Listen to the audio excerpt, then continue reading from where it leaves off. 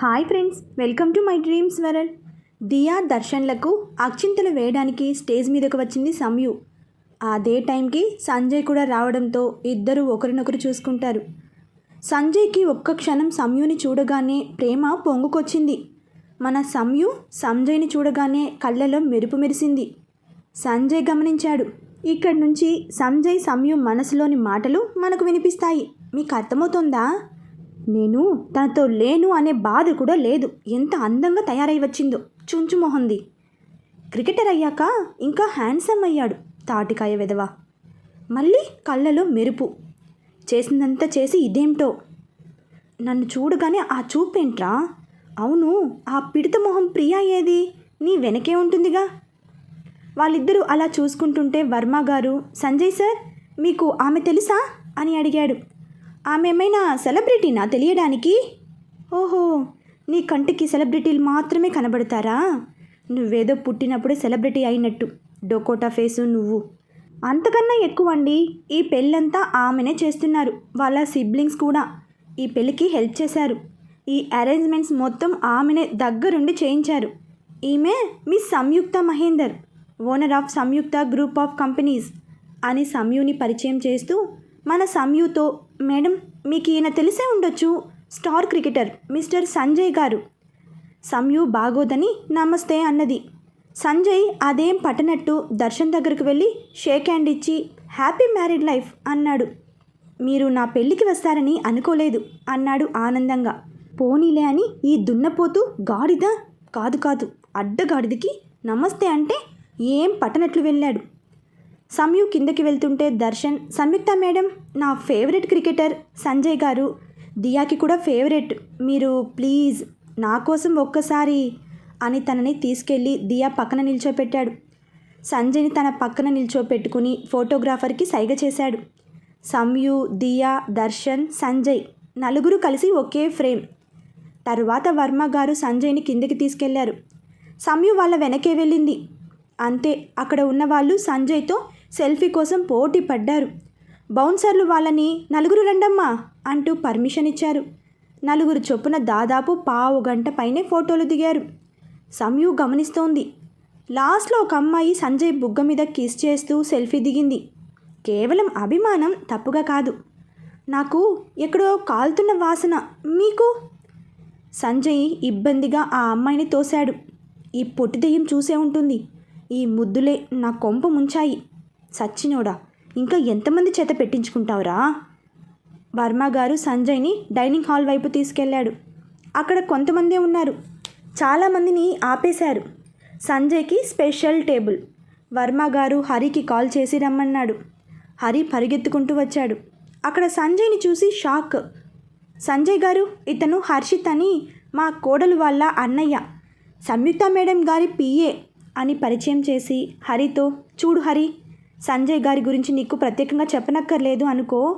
ఈయన తెలియని వాళ్ళు ఎవ్వరూ ఉండరు. ఈయనే ఇవాల్టి స్పెషల్ గెస్ట్. నువ్వు దగ్గరుండి ఆయనకి ఏం కావాలో చూసుకోవాలి అనగానే, ఓకే మావయ్య గారు అన్నాడు హరి.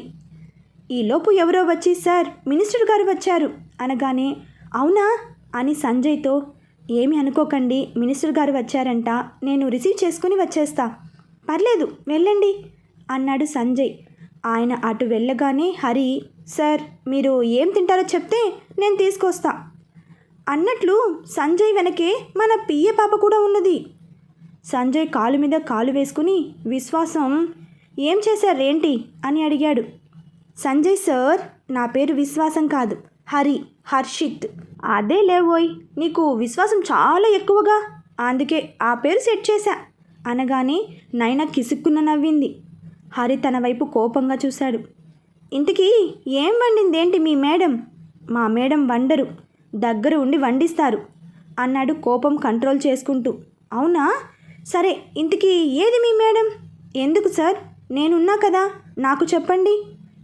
నైనా వెళ్దాం పదా. వర్మ గారు అడిగితే పెళ్లి కూతురు తరపు వాళ్ళు మర్యాదలు సరిగ్గా చేయలేదని చెప్పు. అయ్యో ఆగండి సార్ అంటూ సంయుకి కాల్ చేశాడు. సంయు అక్కడికి వచ్చింది. హరి, ఏంటి, ఏదైనా ప్రాబ్లంనా అని అడిగింది సంజయ్ని చూస్తూ. ఏమీ లేదు మేడం. అది సంగతి విశ్వాసం. మీ మేడమే ప్రాబ్లమ్స్ క్రియేట్ చేస్తుంది, మళ్ళీ తానే సాల్వ్ చేసినట్టు బిల్డప్ ఇస్తుంది. సంయు ఏదో అనేలోపు హరి, మేడం వర్మ గారు సంజయ్ గారిని దగ్గరుండి చూసుకోమన్నారు. సంయు సైలెంట్ అయ్యింది. పదనైనా, వీళ్ళు పెట్టే రకాలు కాదు. మిస్టర్ సంజయ్, మేమిక్కడ ఇండియన్, చైనీస్, కాంటినెంటల్, ఇటాలియన్ ఏర్పాటు చేశాం. మీరు ఏం తింటారో చెప్తే. ఏ తెలుగు వంటలు లేవా? ఉన్నాయి. నాన్ వెజ్ ఏమున్నాయి? సంయు మెనూ కార్డు ఇచ్చింది. నాకు చదివే ఓపిక లేదు, నువ్వు చదవమ్మా.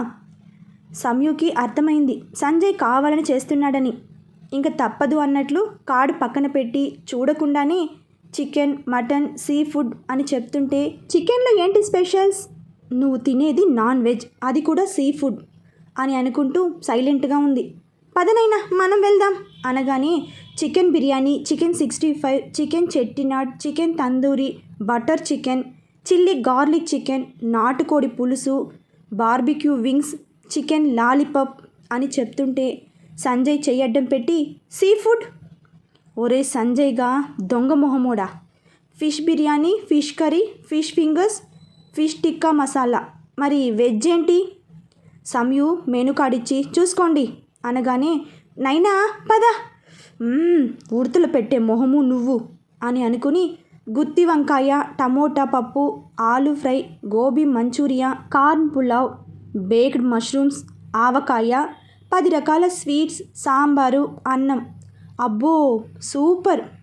బాబు విశ్వాసం, వెళ్ళి యాపిల్ జ్యూస్ తీసుకురా. అలాంటప్పుడు ఐటమ్స్ ఎందుకు అడిగారు? చూడు పాప, మీ రెస్టారెంట్లో వచ్చిన వాళ్ళు ఏమున్నాయి అని అడుగుతారు. అలా అని మీరు చెప్పిన లిస్ట్ అంతా తినరు. వాళ్ళకి కావాల్సిందే కదా తింటారు. ఇది కూడా అంతే. హరి వెళ్ళగానే తన వెనకే నైనా వెళ్ళి, ఇదిగో విశ్వాసం అనగానే హరి ఆగి, ఏంటే పేలుతున్నావు? కొట్టానంటే గూబ గులాబ్ జామ్ అవుతుంది. మా సార్ పిలిచినప్పుడు లేని కోపం ఇప్పుడు ఎందుకు? ఆయన మీద వచ్చింది, కానీ గెస్ట్ అని ఏమీ అనలేకపోయాను. నేను కూడా గెస్ట్దా. నువ్వు గెస్ట్వి కాదు, గోస్ట్వి అనేసి వెళ్ళిపోయాడు. రేయ్, ఎప్పుడో దొరక్కపోవు, చెప్తా నీ పని అనేసి ఈ ఫుడ్డీ పాప తినటంలో బిజీ అయ్యింది. అక్కడ సంజయ్, సంయు మాత్రమే ఉన్నారు. ఈ రాక్షసికి నేనేం తింటానో తెలిసి తేవచ్చుగా. దున్నపోతు నా చేత లిస్ట్ అంతా చెప్పించుకుని జ్యూస్ మాత్రం అడిగాడు. నేనేం దున్నపోతు కాదు అన్నాడు పైకి. నేనేం రాక్షసి కాదు. ఆ మాట నేను అనలేదే. నేనన్నానా? మనసులో అనుకున్నావు. అబ్బా, ఇంకేమనుకుంటున్నాను? ఏముంది, వీడికి తొందరగా డైవర్స్ ఇచ్చి వదిలించుకుందాం అనుకుంటున్నావు. అవునా? నువ్వు కూడా అంతే, నన్ను వదిలించుకొని. ప్రియా, అవును, ఏది ఆమె గారు? ఓహో, ఆమెతో కూడా అవసరమైపోయి ఉంటుంది. మరి మీ కొత్త బకరా లేదా అన్నది కోపంగా. సంజయ్కి కోపం పీక్స్కి వెళ్ళింది. పైకి లేచి సంయుకి దగ్గరగా వచ్చాడు. సంయు గుండె వేగం పెరిగింది. నోరు కంట్రోల్లో పెట్టుకో, యూ ఈడియట్. నువ్వే ఈడియట్, రాస్కెల్, చెత్త వెదవా అనేసి దూరంగా వెళ్ళింది. అంతలో హరి జ్యూస్ తెచ్చి ఇచ్చాడు. వెళ్ళి చైర్లో కూర్చుని ఆ జ్యూస్ తాగి తరువాత పైకి లేచాడు. సంయుని రమ్మని సైగ చేశాడు. సొట్ట వెదవ పిలుస్తున్నాడు, ఏమైనా అనాలి, అప్పుడు చెప్తా వీడి పని అనుకుంటూ వెళ్ళింది. సంజయ్ తన జేబులో నుండి 2000 నోటు తీసి సంయు చేతిలో పెట్టి, ఇది టిప్పు, ఇందాక మెనూ చెప్పావుగా.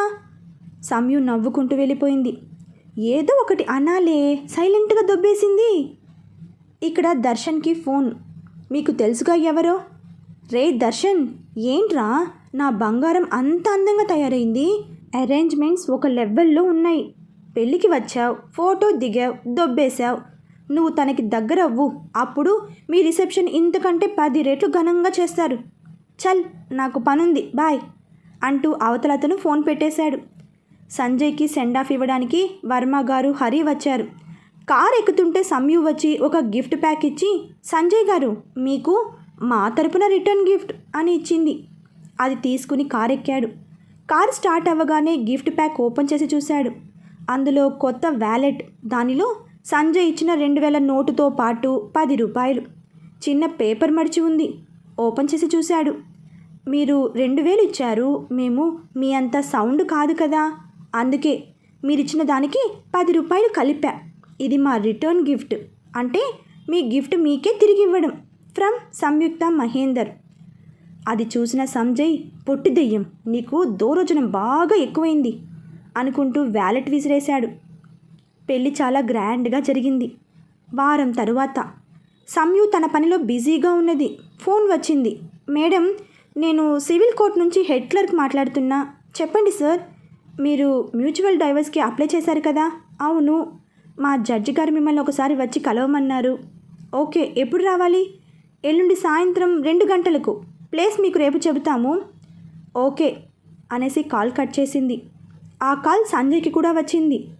ఇద్దరికీ ఒకటే ఆలోచన, జడ్జి గారు ఏం మాట్లాడతారు? అవును, నాకేనా ఆ తాటి చెట్టుకి కూడా ఫోన్ చేసి ఉంటారా అని అనుకుంది సంయు. ఇక్కడ సంజయ్, అవును, నాకేనా ఆ కప్పలు పెట్టే మొహం దానికి కూడా చేసి ఉంటారా? ఆ రోజు సంయు ఇంటికి వెళ్ళేసరికి నాన్నమ్మ తప్ప ఎవరూ లేరు. టైం రాత్రి 10 గంటలు. వెళ్ళారా నాన్నమ్మ వీళ్ళంతా? వెళ్ళారే. జనని ఫోన్ చేసిందిలే ఫ్లైట్ ఎక్కే ముందు. ఏమన్నది సంయు? ఏమంటుంది? మనిద్దరం రావటం లేదని తిట్టింది. నువ్వు తిరుపతి రావడం కుదరదని ముందే చెప్పావు. నేను నిన్ను వదలను, అందుకేగా మనం ఆగిపోయింది. నానమ్మ, స్నానం చేసి వస్తా, ఆకలి దంచేస్తుంది, కంచంలో పెట్టు వస్తా అనేసి లోపలికి వెళ్ళింది. సంయు స్నానం చేసి వచ్చేసరికి నాన్నమ్మ ఇద్దరికి వడ్డించింది. నీకెన్నిసార్లు చెప్పా తినేసేయమని అని కంచం ముందు కూర్చోగానే కాలింగ్ బెల్ మోగింది. పని మనిషి వెళ్ళి తలుపు తీసింది. కళ్యాణ్ లోపలికి వచ్చాడు. డైరెక్ట్గా వచ్చి డైనింగ్ టేబుల్ దగ్గర చైర్లో కూర్చున్నాడు. సంయు తనని చూసి ఏం మాట్లాడకుండా తింటోంది.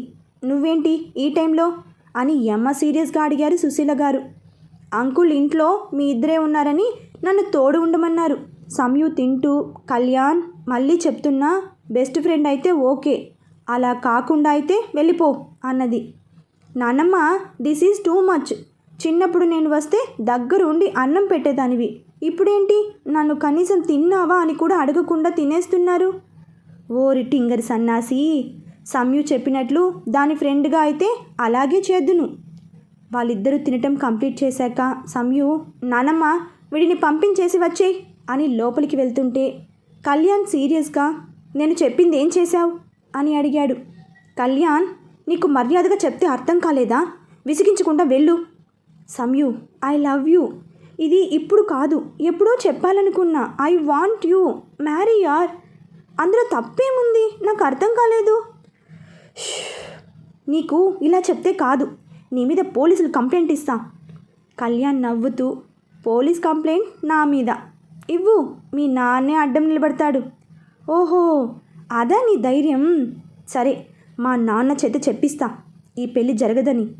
నో వే, అంకుల్ ఎప్పటికీ అలా చెప్పరు. చెప్పకపోతే నేను ఈ ఇంట్లో నుండి వెళ్ళిపోతా. I have my own house. అంతేకాని మా డాడీ మాట వినను.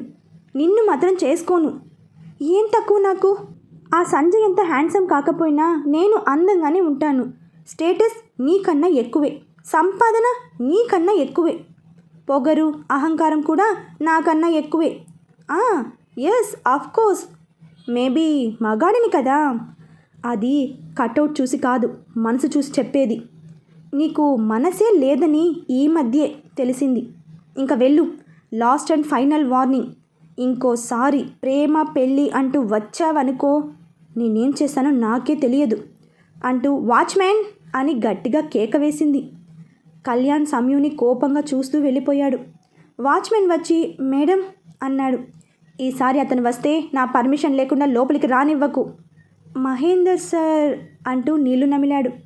నేను చెప్తా సార్కి, నువ్వు నేను చెప్పింది చెయ్యి అని లోపలికి వెళ్ళింది. ఛార్జింగ్లో ఉన్న ఫోన్ తీసింది. 3 missed calls from Shyam. Call చేసింది. ఏంటి మేడం, బిజీనా? లేదు, చెప్పు. ఎల్లుండి మన directors and producers association meeting ఉన్నది, వస్తున్నావా? వచ్చేదాన్నే, బట్ ఏ టైం అవుతుందో, నాకు కోర్టులో పని ఉంది, మేబీ కుదరదు. ఏంటి నీ వాయిస్ డల్గా ఉంది? ఏం లేదు, కొంచెం తలనొప్పి అంతే. సరే, ఇంతకీ కోర్టు పని ఏంటి? జడ్జి గారు రమ్మన్నారు అని కాల్ వచ్చింది. ఓ సరే, ఎల్లుండి మీటింగ్కి మీ డాడీని రమ్మని చెప్పు. వాళ్ళు తిరుపతి వెళ్ళారు శ్యామ్. మరి కోర్టుకు ఒకదానివే వెళ్తావా? హరిని తోడు తీసుకెళ్ళు. హరి, భాష నాతోనే ఉంటారు. స్వాతి కూడా వస్తానంది. సరే, జాగ్రత్త, అవసరమైతే ఫోన్ చేయి. ఓకే. అంటూ పెట్టేసి కళ్ళు మూసుకుంది సంయు. దియా పెళ్లిలో చూసిన సంజయ్ రూపమే కళ్ళ ముందు మెదులుతోంది. ఈ మధ్య వీడు బాగా డిస్టర్బ్ చేస్తున్నాడు. దిండు మీద తలపెట్టి, రే సంజయ్గా పోరా నా మైండ్లో నుండి పో, ఎల్లుండి రాకు, ఒకవేళ వచ్చినా నేను వెళ్ళాక రా అంటూ అరుస్తోంది. డోర్ తీసిన సౌండ్ వినిపించి గమ్మున కళ్ళు మూసుకుంది. నువ్వెంత మొత్తుకున్నా వాడు నిన్ను డిస్టర్బ్ చేస్తూనే ఉంటాడు అన్నారు సుశీల గారు. సంయు లేచి కూర్చుని, నీకెలా తెలుసు నేను అదే ఆలోచిస్తున్నా అని? ఎందుకంటే వాడు పరాయివాడు కాదు, నీ మొగుడు. మొగుడే. ఎల్లుండి నుంచి ఆ విషయం మర్చిపోవటానికే పిలుస్తున్నారు. వాళ్ళు చెప్తే చేసుకున్నారా పెళ్ళి, ఇప్పుడు వద్దంటే విడిపోవడానికి? సంయు సైలెంట్గా ఉండిపోయింది. సంయు, ఆ రోజు గుర్తు తెచ్చుకో, మీ పెళ్లి జరిగిన రోజు. అది గుర్తుంటే ఇటు నువ్వు అటు సంజయ్ ఇద్దరూ విడిపోయేవాళ్ళు కాదు అని తన ఫోన్ తీసుకుని మీ అత్తకి కాల్ చేసి వస్తా అంటూ రూమ్లో నుండి బయటకు వెళ్ళింది. నానమ్మ తన రూమ్లోకి వెళ్ళి డోర్ క్లోజ్ చేసి తన అల్మారాలో నుండి పర్స్ తీసింది. అందులో చిన్న ప్యాకెట్ బుక్ తీసి ఒక నెంబర్కి కాల్ చేసింది. అవతల లిఫ్ట్ చేయగానే, ఎలా ఉన్నావు మనవడా? ఎవరు అని అడిగాడు సంజయ్. అంతేలే, కట్టుకున్న పెళ్ళామే పనికి రాకుండా పోయింది, ఇంకా ఈ ముసల్ది ఏం గుర్తుంటుంది? ఓ అమ్మమ్మ మీరా, ఎలా ఉన్నారు? నాకేంటి గుండ్రాయిలా బాగానే ఉన్నా. సరే ఇంతకీ ఎందుకు చేశారు? అంటే ఏంటి, నేను చేయకూడదా? 4 సంవత్సరాల నుంచి లేనిది ఇప్పుడు ఏంటా అని. నేను అదే అడుగుదామని చేశా. 4 సంవత్సరాల నుంచి లేనిది ఇప్పుడెందుకు విడాకులు అని. ఆ సంగతి మీ మనవరాల్ని అడగండి. ఆ ఇష్యూ తెచ్చిందే తను. అంటే అది తెస్తే నువ్వు ఒప్పేసుకుంటావా? ఒప్పుకోక చీ తూ నువ్వొద్దు అంటుంటే నువ్వే కావాలి అంటూ ఆమె గారిని బ్రతిమలాడాలా? అవును ఆడాలి. కాదు, ఏ రోజు అది నిన్ను తప్పుగా అనుకుందో ఆ రోజు దాన్ని లాగిపెట్టి ఒక్కటిచ్చి జరిగింది ఇది అని చెప్పాల్సింది పోయి మీరు కొంచెం తట్టుకోండి. ఏంటి నేను కొట్టాలా? ప్రేమతో దగ్గరకు వస్తే హాస్పిటల్లో చీ కొట్టింది. సరే కొన్ని రోజుల తర్వాత తెలుసుకుంటుంది అనుకుంటే నా వెనక కుక్కలా ఫాలో అయ్యి అంతమంది ముందు నల్ల పూసలు విసిరేసింది. నేను ఎంత కన్విన్స్ చేస్తున్నా వినిందా? లేదే. మీకు ఓ సంగతి తెలుసో లేదు, నేను వాళ్ళ నాన్న చేయి విరగ్గొట్టలేదు. అసలు అన్ని దెబ్బలు కూడా కొట్టలేదు. ఆయన ఒళ్ళంతా కట్టతో ఉంటే అవన్నీ నేనే కొట్టాననుకుని మీ మనవరాలు నన్నే అనింది. తప్పులు అన్నీ మీ వైపు పెట్టుకుని నాకెందుకు ఫోన్ చేశారు? నేను పాత సంజయ్ని కాదు, అందరినీ ఓ కలిపేసుకోవడానికి. నాకు ఓ మనసుంది. ఆవిడ గారు విరగ్గొడితే మళ్ళీ ఇప్పుడిప్పుడే అతికిస్తున్నా అన్నాడు. విరగ్గొట్టింది కాబట్టే అదే అతికిస్తుంది, ఏం అవసరం లేదు. అసలు మీ పెళ్లి రోజు గుర్తు తెచ్చుకోండి. అదే గుర్తుంటే ఇలా ఉండేవాళ్ళు కాదు. అన్నట్లు ఇంకో విషయం, ఆ కళ్యాణ్ సంయుని తెగ టార్చర్ పెడుతున్నాడు. పెద్దగా నవ్వి, కళ్యాణ్ టార్చర్ పెట్టడం కాదు, మీ అల్లుడే స్వయంగా కన్న కూతుర్ని టార్చర్ పెట్టమని వాడిని తోస్తున్నాడు వెనక నుండి. అయినా నాకెందుకు చెప్తున్నారు? నీ పెళ్ళాన్ని కాపాడుకుంటావని. పెళ్ళాం, అది మర్చిపోమ్మనే ఎల్లుండి పిలిచారు. సరే మర్చిపోండి, నువ్వు మర్చిపో. ఈ పిచ్చిది వాళ్ళ నాన్ననే నమ్ముతూ కళ్యాణ్ గడిని చేసుకోలేక నిన్ను మర్చిపోలేక ఏదో అఘాయిత్యం చేసుకుంటుంది. అప్పుడు నేను రేవతి ఎవరము బ్రతికొండము అంటూ పెద్దగా ఏడ్చేసింది. ఇలాంటి బ్లాక్ మెయిల్స్కి పడిపోవడం ఎప్పుడో మానేశా. సుశీల గారు ఇంకా ఏడుస్తూ, సరే నీ ఇష్టం, ఉంటా, బహుశా ఇదే చివరిసారేమో నీకు చేయడం అని ఫోన్ పెట్టేసి నవ్వుకుంటూ సంయు దగ్గరకు వెళ్ళింది. ఇటు సంయు అటు సంజయ్ తమ పెళ్ళి ఎలా జరిగిందో గుర్తు చేసుకున్నారు. రండి మనం కూడా చూద్దాం ఎలా జరిగింది అని. అబ్బా అప్పుడేనా? తర్వాతి అప్డేట్లు తెలుసుకుందాం. బాయ్ ఫ్రెండ్స్, రేపు మరొక భాగంతో కలుసుకుందాం.